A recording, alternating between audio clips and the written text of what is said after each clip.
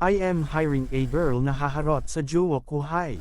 Wag nyo ako ay judge. Sobrang garapal lang ng BF kong tambay na walang ginagawa sa buhay. Ako nagbabayad sa lahat. Sa dates, pagkain, bills namin, gastos niya. DEPOTA. I am so F***CKING tired. Paano ko siya nakilala? Nagwo-work daw siya noon tapos lumipad papunta here sa MNL kasi may work nga daw.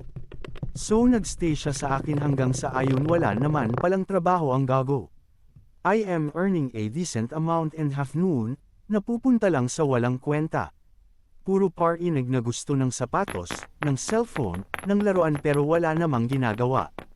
Nakatunganga lang, di magtrabaho, nagpapabili ng something na worth 95k para daw makapagtrabaho siya. LOL. One time, bumili ako ng watch sa mall para